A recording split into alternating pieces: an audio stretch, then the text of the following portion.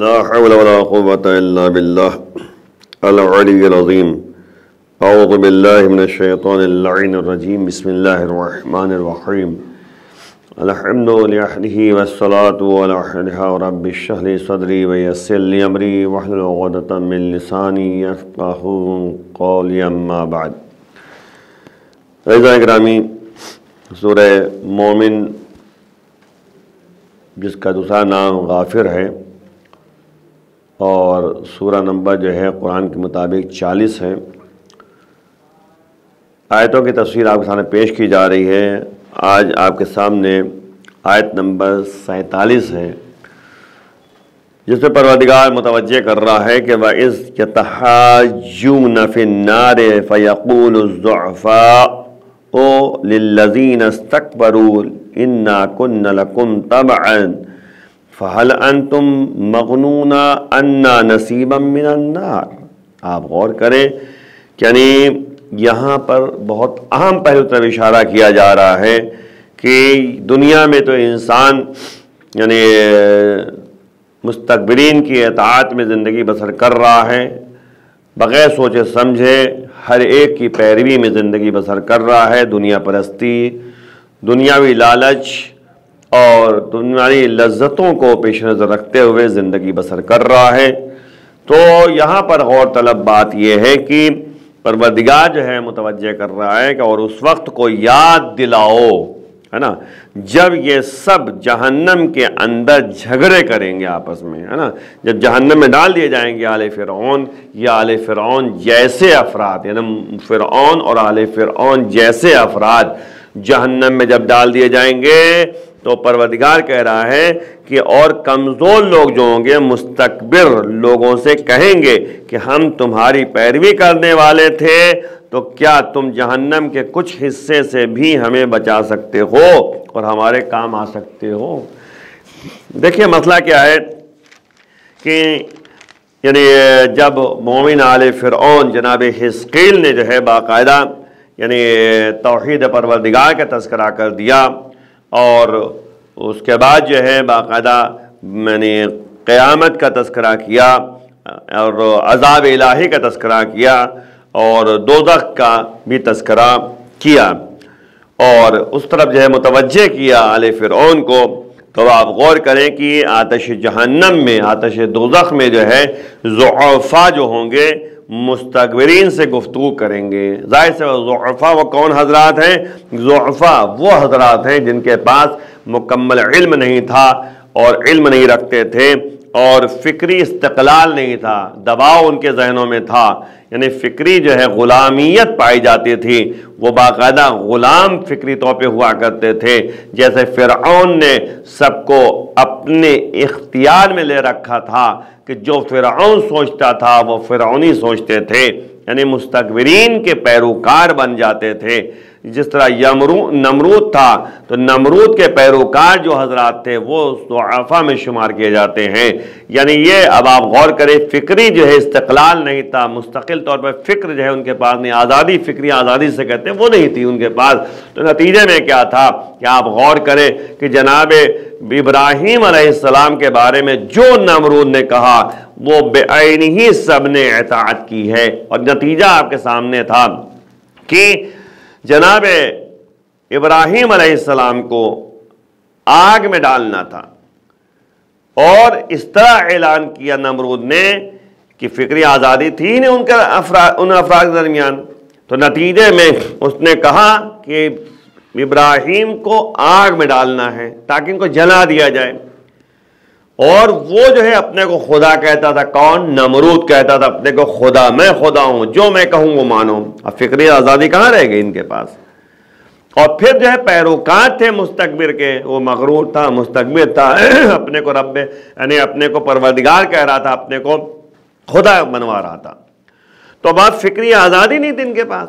نتیجہ کیا ہوا کہ پھر نمرود نے جیسے ہی کہا کہ سب لوگ لکڑیاں اکٹھا کریں اور آگ لگائی جائے گی، اس میں ابراہیم کو ڈالا جائے گا تاکہ ابراہیم جل جائیں، جو تمہیں تفریقہ تمہارے درمیان ڈالنا چاہتے ہیں، تمہیں جو ہے اصل دین سے انحراف پیدا کرنا چاہتے ہیں۔ اب آپ غور کیجئے، اس طرح کی باتیں جو ہیں ان کے درمیان جب پھیلتی تھی تو فکری آزادی جو ہے ان کے پاس ختم ہو گئی تھی، سلب ہو گئی تھی۔ نتیجے میں ان لوگوں نے، آپ غور کریں کہ ایسے حالات جب پیدا ہوتے ہیں، فکری آزادی نہیں ہوتی، تو جو سامنے والا کہتا ہے اس کو خوشی خوشی انجام دیتے ہیں، اور نتیجہ کیا ہوا؟ سب جو ہے لکڑیاں اکٹھا کر رہے ہیں، آگ لگائی گئی، آگ کے شعلے بھڑکنے لگے، بہت زیادہ لکڑیاں تھیں، ہر کوئی سوچتا تھا کہ ہم جو ہے شامل ہو جائیں اس میں۔ یہ فکری آزادی نہ ہونے کی بنیاد پر یہ ہے، سوچ نہیں ہے، یعنی تحقیق کرنے کا مادہ نہیں ان کے پاس ہے کہ اس کا سوچتے کہ اگر وہ نمرود خدا اپنے کو کہہ رہا ہے نا، تو کم تک سوچنا چاہیے، فکر جو ہے ذہن میں، یعنی تصور کرنا چاہیے تھا، تفکر کرنا چاہیے تھا کہ جب یہ خدا اپنے کو مان رہا ہے تو ہم سے لکڑیاں کیوں اکٹھا کروا رہا ہے؟ لکڑیاں خود بخود اکٹھا ہو جاتی ہیں، نتیجے میں آگ خود بخود لگ جاتی ہے، ابراہیم خود بخود جو ہے آگ میں چلے جاتے ہیں۔ لیکن یہاں پہ فکری آزادی نہیں تھی نا، کہ وہ سوچ نہیں سکتے تھے کہ آخر کیا ہے لکڑیاں۔ اور پھر جو ہے نمرود جو تھا اس نے منجنیق کے ذریعے جو ہے ابراہیم کو دور سے پھینکا آگ میں۔ آپ یہ بھی سوچیں کہ یعنی جب افراد وہاں موجود تھے، کم سے کم یہ کہتے کہ تم تو خدا ہو، تم تو جلو گے نہیں، آگ میں جو ہے ابراہیم کو لے کے چلے جاؤ، تم نکل آنا، ابراہیم کو جلا دینا۔ لیکن نہیں، فکری آزادی نہیں، سوچ نہیں تھی نا، تصور نہیں تھا ان کے پاس، تفکر نہیں تھا ان کے پاس۔ نتیجے میں کیا ہوا کہ جو نمرود کہتا رہا وہ اسے انجام دیتے رہے۔ اللہ نے بھی جو ہے نظام بنایا۔ ابراہیم علیہ السلام کے پاس جو جبرائیل پہنچے، کہا حل لک الحاجہ، کہا ہاں ہے، بالکل حاجت ہے، ضرورت ہے، بتاؤ کیا حاجت ہے؟ کہا جس سے ہے وہ جانتا ہے۔ یعنی آپ دیکھیں اطمینان قلب بھی ہے ابراہیم کے پاس کہ ہمارا پروردگار ہمیں دیکھ رہا ہے، ہماری حاجت کو جانتا ہے، ہماری مدد کرے گا۔ اللہ نے بھی کہا یا نار کونی بردا و سلاما، اے آگ تو ابراہیم کے لیے ٹھنڈی ہو جا سلامتی کے ساتھ۔ آگ رہی، لیکن ابراہیم کو آگ نے نہیں جلایا۔ یہ ہے قدرت الہیہ، یعنی قدرت الہیہ یہ ہے کہ اللہ نے دنیا والوں کو دکھایا کہ دیکھو یعنی خدا کسے کہتے ہیں، قدرت خدا کیا ہے۔ اگر اسی کو آپ دیکھیں کہ اگر افراد دیکھ لیے ہوتے، سمجھ لیتے، سوچ وچار پیدا کر لیتے تو ضعفاء میں شمار نہ کیے جاتے ہیں، اور نتیجے میں وہ ابراہیم کے پیروکار بن جاتے ہیں۔ بہرحال تو اب ضعفاء سے مراد جو ہے وہ افراد ہیں جو علم نہیں رکھتے اور فکری استقلال نہیں ہے، آزادی نہیں ہے، اور آنکھ اور کان بند کر کے بیٹھتے ہیں۔ یہ اسلام نہیں کہتا۔ اسی لیے جو ہے آپ دیکھیں کہا گیا کہ سوچو، سمجھو، دیکھو، سنو۔ جب انسان دیکھے گا اور جب انسان سنے گا تو سوچے گا، اور نتیجے میں جو ہے اس کو عمل میں لے کر آئے گا۔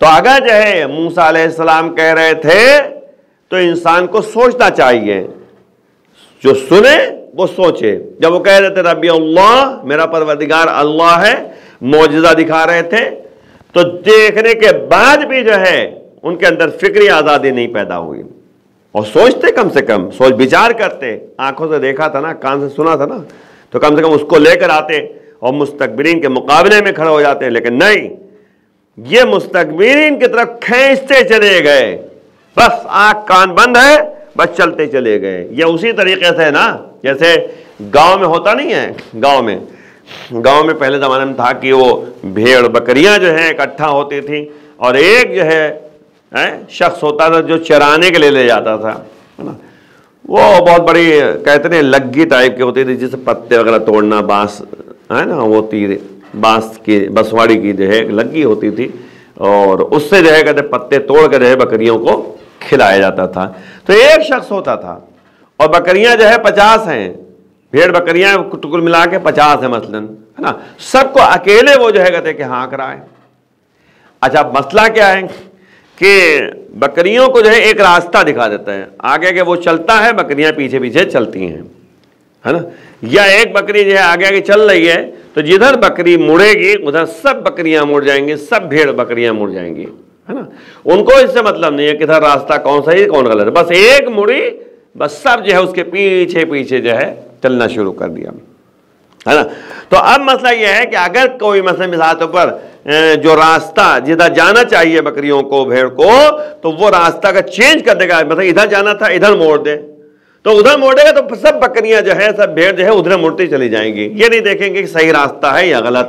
تو اسی طریقے سے ایک انسان ہوتا ہے جو فکری آزادی نہیں رکھتا، وہ سوچتے نہیں انجام کیا ہونے والا ہے، صحیح راستے میں ہم چل رہے ہیں یا نہیں چل رہے ہیں، بس کہہ دیا ادھر گھومو، گھومتے چلے گئے، یہ سوچنے کی ضرورت نہیں ہے۔ فکری آزادی پیدا کیجیے، سوچیے حقیقت کیا ہے، ذہن کو جو ہے متوجہ کیجیے کہ انصاف کیا ہے، حق کیا ہے، اخلاق حسنہ کیا ہے۔ یاد رکھیے اگر عقل ہے، سوچ ہے، تو کسی بھی مذہب کا انسان ہو، چاہے اسلام کو مانتا ہو چاہے نہ مانتا ہو، کم از کم جو ہے اچھائی اور برائی کو جو ہے بہرحال سمجھتا ہے۔ دنیا کا کوئی شخص ایسا نہیں کہ جو ظلم کو برداشت کر سکے، ظلم کو غلط صحیح کہہ سکے، ظلم کو کوئی صحیح نہیں کہے گا، چاہے کسی بھی مذہب کا انسان ہو، کیونکہ جب اس کے اوپر آتی ہے نا تب وہ کہتا ہے ہمارے پر ظلم ہو رہا ہے۔ تو یہ عقلی فکری آزادی کا نام ہوتا ہے کہ انسان سوچتا ہے کہ اچھائی کیا ہے اور برائی کیا ہے۔ دنیا کے کسی فرد سے پوچھئے کہ جھوٹ بولنا کیسا ہے، ہر کوئی کہے کہ جھوٹ بولنا غلط ہے، ہر کوئی کہے گا سچ بولنا اچھی چیز ہے، ہر کوئی کہے گا کہ چوری کرنا بری چیز ہے، ہر کوئی کہے گا ہر ایک کے حق کو جو ہے انصاف کے ساتھ جو ہے دینا چاہیے، ہر کوئی کہے گا کسی بھی مذہب کا ماننے والا ہو۔ تو یہ ہے فکری آزادی، کم سے کم یعنی یہ انسان سوچے کہ ہم جو کر رہے ہیں صحیح کر رہے ہیں۔ یعنی اسلام شریعت یہ ہے جو عقلی معیار پہ آپ پرکھ سکتے ہیں۔ فالتو میں کسی جانور کو اذیت پہنچانا بھی ظلم ہے۔ آپ دیکھیں اگر کتا جو ہے پیاسا ہے اور آپ کے پاس اتنا پانی ہے کہ صرف وضو آپ کر سکتے ہیں، اور وہ پانی اتنا ہے کہ اس پیاسے کتے کو جو ہے پیاس بجھا سکتا ہے، پیاسا کتا ہے، وہ زبان جو ہے باہر نکالے ہوئے، وہ پانی اس کو نہیں مل رہا ہے، آپ کے پاس اتنا پانی صرف ہے کہ آپ جو ہے اس کو پلا دیں گے تو وضو کے لیے پانی نہیں بچے گا۔ اب اسلام کیا کہتا ہے اور عقل کیا کہتی ہے؟ عقل بھی یہی کہتی ہے کہ اس کی جان بچانا واجب ہے، وہ بھی ایک اللہ کی مخلوق ہے، اور اسلام بھی یہی کہتا ہے کہ اس کی جان بچانا ضروری ہے۔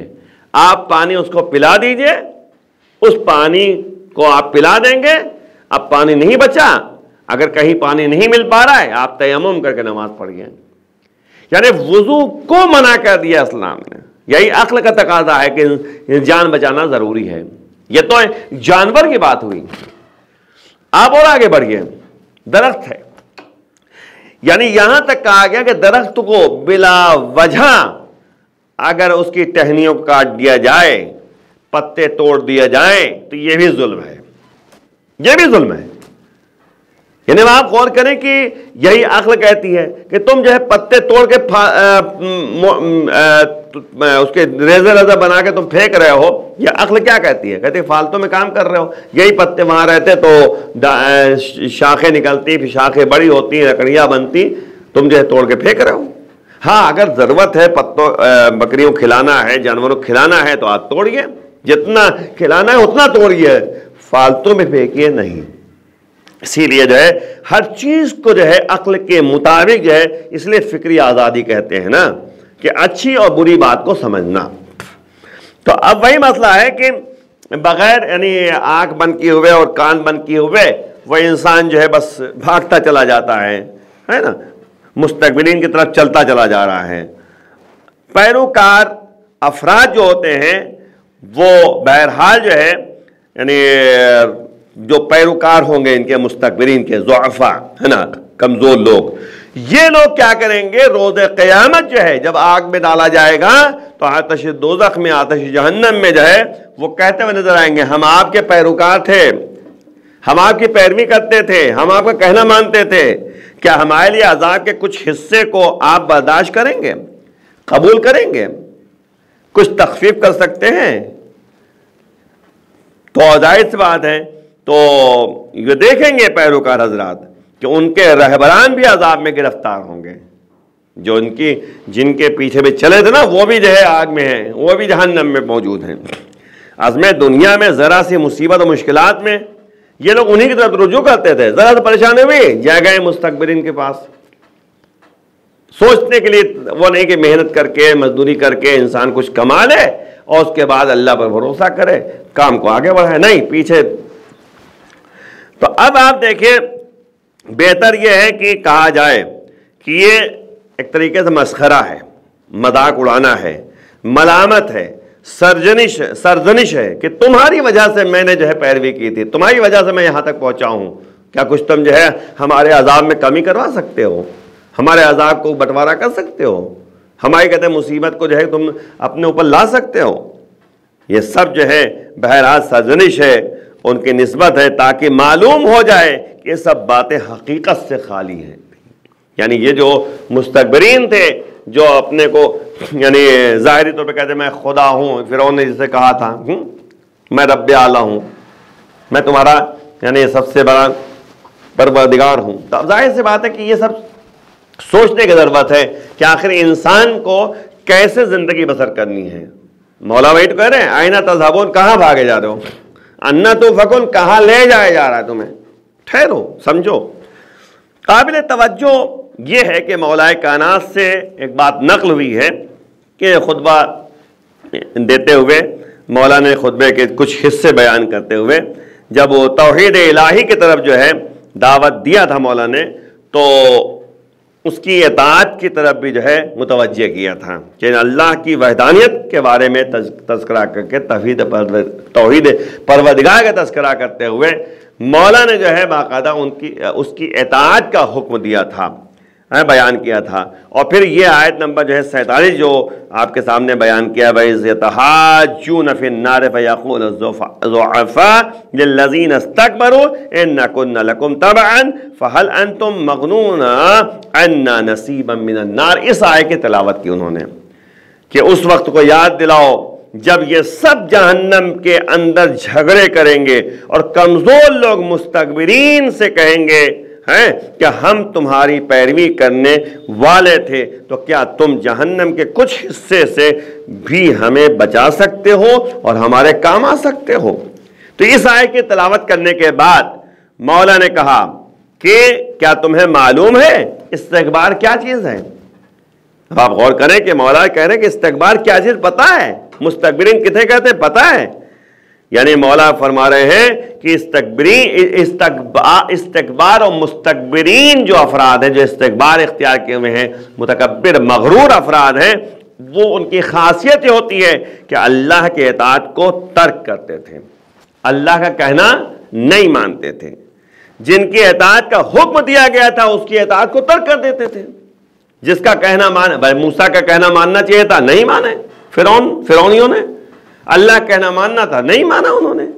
اور خود برتر بینی یعنی اپنے کو سب سے بہتر سمجھتے تھے وہ, یعنی کس کی نسبت, اس کی نسبت جس کی اطاعت کرنے کا حکم دیا گیا, جس کی اطاعت کرنی چاہیے, جس کا کہنا ماننا چاہیے, اس کے مقابل میں اپنے کو بہت اچھا سمجھتے تھے. خود بینی ان کے طرف, خود برتر بینی برتری پائی جاتی تھی ان کے طرف, اپنے سمجھ. وہی تو فرعون کیا کہتا ہے, انا ربکم الاعلی, میں تمہارا سب سے بڑا پروردگار ہوں. تو یہ کیا مطلب ہے, اپنے کو بہت بڑا سمجھتا تھا وہ. قرآن اس بارے میں بہت زیادہ گفتگو کرتا ہے اس طرح کہ اگر انسان اس میں فکر کرے تو خلاف ورزی نہیں کرے گا. اچھا, در حقیقت جو ہے مولا کائنات اس بات کا تذکرہ اس لیے کر رہے ہیں تاکہ جو ہے غدیر خم کے میدان میں جو نبی نے جو ہے خطبہ دیا تھا باقاعدہ اور حقائق کو بیان کیا تھا, اس کی طرف جو ہے متوجہ کرنا چاہتے تھے. مولا بتانا چاہتے تھے کہ دیکھو اس طرح کی حقیقتوں سے سرشار ہو جاؤ, سمجھ جاؤ کیا تمہیں زندگی کیسے گزارنی ہے. حقیقت میں یہ در حقیقت امام نے ان تعبیرات سے یعنی نبی کے اس خطبے کی طرف متوجہ کرنا چاہتے تھے, نبی کی اس بات کی طرف متوجہ کرنا چاہتے تھے جو غدیر خم کے میدان میں جو ہے انہوں نے بیان کیا تھا. اور جو لوگ عذر پیش کرتے تھے ان کے عذر کو بہرحال جو ہے اس کے راستے کو بند کر دینا چاہتے تھے کہ تم عذر پیش نہ کرو, میں نے سنا ہی نہیں, میں نے سمجھا ہی نہیں, تو یہ سب باتیں مجھے بہرحال جو ہے قابل قبول نہیں ہے۔ تو توجہ کرنے کی ضرورت ہے۔ میں جلدی سے آپ بتانے آیت نمبر 48 اسی کی بات کی آیت ہے جو آگے کی گفتگو ہے اسی کے بعد۔ قال الذین استکبروا ان کل فیہا ان اللہ قد حکم بین العباد۔ تو استکبار کرنے والے کہیں گے، یعنی جب یہ لوگ جو ہیں ضعفاء لوگ جو ہیں مستکبرین سے کہیں گے کہ کیا تم ہمارا کچھ یعنی جہنم کے کچھ حصے سے بھی ہمیں بچا سکتے ہو اور ہمارے کام آ سکتے ہو؟ تو استکبار کرنے والے کہیں گے، مستکبرین کہیں گے کہ اب ہم سب کی منزل یہی ہے کہ خدا بندوں کے درمیان فیصلہ کر چکا ہے۔ دیکھا آپ نے، حکم الہی ہو چکا ہے، اب جو ہونا تھا وہ ہو چکا، اب ہم لوگ سب جہنم میں ہیں، ہم لوگ سب ان مصیبتوں کو برداشت کریں گے۔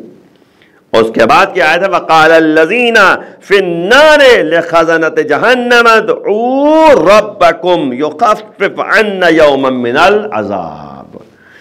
اور ظاہر سے بات ہے اس کے بعد جہنم میں رہنے والے جہنم کے خازنوں سے کہیں گے، جہنمی جو ہے جو وہاں خازن ہوں گے جو جہنم کی دیکھ بھال کرتے ہوئے نظر آئیں گے، ان سے کہیں گے کہ اپنے پروردگار سے دعا کر دو کہ ایک ہی دن ہمارے عذاب میں تخفیف کر دے۔ یعنی اب وہ التماس وہاں پہ کریں گے، کس سے؟ خازنین سے کریں گے، جو وہاں پر جو ہے افراد موجود ہوں گے جو دیکھ بھال کرتے ہوئے نظر آئیں گے، ان سے جا کے کہیں گے کہ اب تم اپنے پروردگار سے کہہ دو کہ تھوڑا سے ہمارے لیے تخفیف کر، ایک ہی دن کے لیے تھوڑا سے ہم کو یعنی راحت دے دے۔ اب آپ غور کریں، ماہ رمضان ہے، ماہ رمضان کے بارے میں یعنی جو روایت موجود ہے اسی سے یعنی ملاتے ہوئے بات کو عرض کر رہا ہوں کہ 10 دن شروع کے جو ہے رحمتوں کا دن تھا، 11 سے لے کر 20 تک جو ہے یہ مغفرت کا دن تھا۔ جنہوں نے اللہ کی بارگاہ میں توبہ کر لیا، جنہیں اللہ کی بارگاہ میں طلب مغفرت کیا ہے، استغفار کیا ہے، استغفر اللہ ربی واتوب الیہ کہا ہے، اور اس کے بعد 21 تاریخ سے لے کر اور 30 تاریخ تک یہ عشرے سوم جو ہے یعنی تیسرا عشرہ جو ہے یعنی یہ جو ہے اتقم من النار ہے، آگ سے آزادی کا دن ہے۔ اب اگر جو ہے یہی اسی سے اندازہ لگائیے کہ اگر جہنم سے بچنا ہے تو ہمیں اس سے استفادہ کرنا ہوگا۔ آپ دیکھیں اسی لیے جو ہے شبہ قدر جس کی اہمیت بہت زیادہ ہے، میں نے اس دن بھی عرض کیا تھا کہ اللہ کہہ رہا ہے کہ انا انزلناہ فی لیلۃ القدر، ہم نے قرآن کو شب قدر میں نازل کیا ہے۔ وما ادراک ما لیلۃ القدر، تمہیں کیا پتا شب قدر کیا ہے؟ تو لیلۃ القدر خیر من الف شہر، یعنی شب قدر وہ رات ہے جو 1000 الف شہر، 1000 مہینوں سے افضل ہے۔ تو آپ غور کریں، اسی لیے جو ہے 3 شبہ قدر ہیں۔ اور یہ بھی آپ یاد رکھیے گا کہ دعائے جوشن کبیر جو ہے 3 دن اگر کوئی 3 دفعہ کوئی پڑھ لے گا تو وہ جہنم سے اسے نجات مل جائے گی اور وہ جنت میں جائے گا۔ اتقم من النار کی منزل ہے، آگ سے آزادی کی منزل ہے۔ تو بہرحال جو ہے یہ 23 کی شب یعنی شب 23 جو یعنی شب قدر زیادہ کہتے ہیں اہمیت دی جاتی ہے، یعنی اہمیت دی جاتی ہے، اور وہ شب قدر زیادہ مانی جاتی ہے، اس کی اہمیت زیادہ ہے، اس میں اعمال ہیں۔ عزیزوں، بہرحال جو ہے میں ایک جملہ درمیان میں کہہ دوں، ہو سکتا ہے آپ کو ناگوار گزرے یا ہو سکتا ہے آپ جو ہے اس کو قبول نہ کریں۔ دیکھیں ہم لوگ کے اندر جو ہے کچھ رسمیں ایسی پیدا ہو جاتی ہیں جو بہرحال جو ہے یعنی اس کا تعلق جو ہے ہم دیکھیں تو اس سے کچھ نہیں ہوتا جو اعمال سے تعلق ہوتا ہے۔ بہرحال ہم نے جو ہے سوچ رکھا کہ شب قدر میں جو ہے ہم 102 رکعت نماز پڑھ لیں، 6 دن کی نماز پڑھ لیں، ہماری جو ہے یعنی قضائے عمری کے نام سے یاد کر لیا۔ بھائی 6 دن کی نماز پڑھنے سے کیا قضائے عمری ہو گئی؟ کیا آپ نے جو ہے 1 مہینے نماز قضا کی تھی تو کیا 6 دن نماز پڑھنے کے بعد کیا 1 مہینے کی قضا نماز ہو جائے گی؟ کیا نماز معاف کر دی جائے گی؟ ایسا کچھ نہیں ہے۔ آپ نے کہا 6 دن کی نماز قضا کی ہے اور 6 دن کی آپ نے پڑھی ہے تو آپ کی برابر ہو گئی معاملہ، برابر ہو گیا معاملہ۔ لیکن اگر آپ نے مہینے بھر کی نماز قضا کی ہے اور 6 دن آپ شب قدر میں پڑھ رہے ہیں تو یہ 6 دن کی نماز میں سے مائنس کی جائے گی، لیکن 24 دن کی نماز جو ہے آپ کے اوپر رہے گی، آپ کو پڑھنا ہی ہوگا۔ اور دوسری بات یہ ہے کہ جو ہم نے رسم و رواج بنا رکھا ہے کہ اس مسجد سے اس مسجد، اس مسجد سے اس مسجد، اس مسجد سے اس مسجد ہم جاتے رہتے ہیں، اس میں ٹائم جو ہے ہم لوگ جو ہے زیادہ صرف کرتے ہیں، جس سے اعمال کے لیے جو ہے وقت کم درکار ہوتا ہے، وقت کم بچ پاتا ہے، کیونکہ ظاہر سی بات ہے کہ ہم اس مسجد اس سے مسجد جاتے ہیں، اس مسجد، بھائی ایک ہی مسجد میں انسان کو رہنا چاہیے، اور باقاعدہ احیاء شبہائے قدر کہا گیا ہے۔ احیاء کہتے ہیں شب زندہ داری، رات کو جاگنا۔ آپ جو ہے رات میں جاگیے اور ایک ہی مسجد میں بیٹھے رہیے تاکہ آپ کے پاس جو ہے اتنا وقت ہو کہ آپ اعمال انجام دے سکیں۔ اب آپ غور کریے کہ اسی لیے جو ہے اس شب کو جلدی صاحب کے سامنے روایتوں کے ذریعے بتا دوں کہ دو راتیں پچھلے بتا چکے ہیں آپ کو، بتائی جا چکی ہے آپ کو ساتھ ہے، اس سے زیادہ افضل یہ روایت ہے، یہ شب ہے، شب 23 کو۔ اس میں جو ہے بہرحال اعمال جو ہے بہت زیادہ ہیں اور اس کو جو ہے رات بھر میں جو ہے انجام دینا ہوگا۔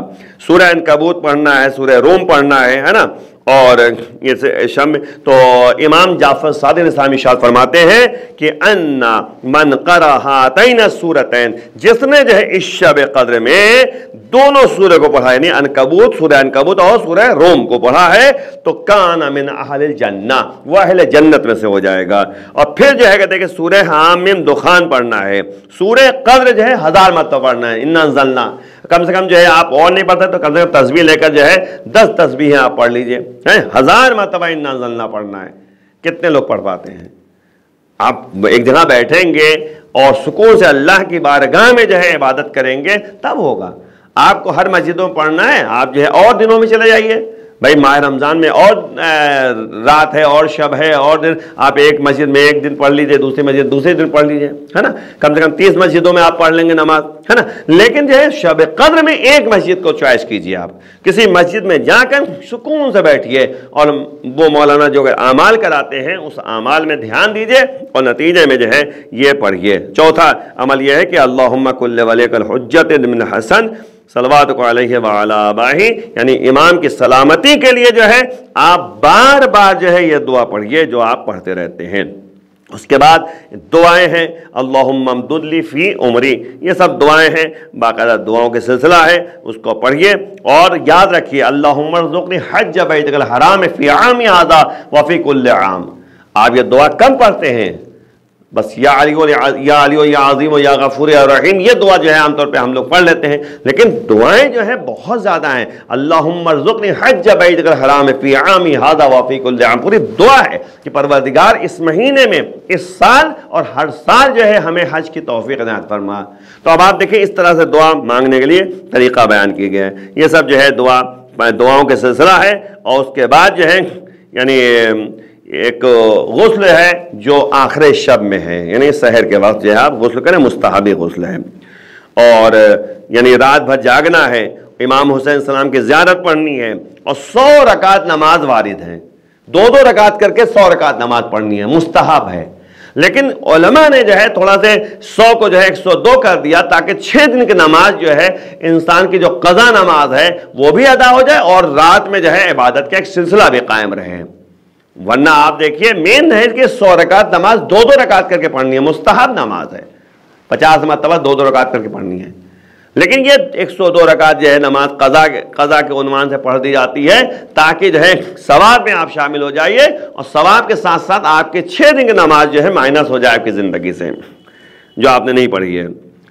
اس کے بعد جو ہے اگر کسی نے قضا پڑھی تو قضا اس کے اوپر ہے ہی نہیں، نماز اگر پابندی سے پڑھتا ہے تو اس کے لیے قضا تو ہی نہ ہے، وہ جو ہے باقاعدہ مستحبی نماز پڑھے۔ اور بہرحال جو ہے تفصیلی گفتگو نہیں کرنا تھا، یہ تمام اعمال جو ہے ہمیں انجام دینا ہے۔ اور اس کے بعد جو ہے وہ جو آپ کو جو ہے یعنی شب 19 میں جو ہے آپ جو اعمال انجام دیتے ہیں وہ آپ کو بہرحال اس میں بھی انجام دینا ہے کہ قرآن کو یعنی کھول کر اس کا قرآن کو سر پہ رکھ کے آپ وہ دعا پڑھیں گے جو بکا یا اللہ اور بے محمد، یہ 10 مرتبہ آپ کو پڑھنا ہے۔ تو ذرا اعمال جو انجام دیا جائے وہ بہرحال جو ہے خلوص نیت کے ساتھ اللہ کی بارگاہ میں جو ہے لو لگا کے جو ہے کام کیا جائے، تاکہ جو ہے وہ شب قدر کا فائدہ ہمیں دنیا میں ہو جائے اور آخرت میں ہو جائے۔ رزق میں اضافے کے لیے دعا مانگیے، اور بیماروں کے شفا کے لیے دعا مانگیے، امام کے ظہور کے لیے دعا مانگیے، ظلم ستم کے خاتمے کے لیے دعا مانگیے، عدل و انصاف کی حکومت کے لیے دعا مانگیے، اور اپنے ہی سلامتی کے لیے اور تمام لوگوں کی سلامتی کے لیے دعا مانگے۔ آخر میں بارگاہ میں دعائیں پروردگار ہمیں صحیح معنوں میں صحیح طریقے سے اعمال انجام دینے کی توفیق ہدایت فرما۔ پروردگار امام کے ظہور میں تعجیل فرما۔ وآخر دعوانا الحمدللہ رب العالمین۔ والسلام علیکم ورحمۃ اللہ وبرکاتہ۔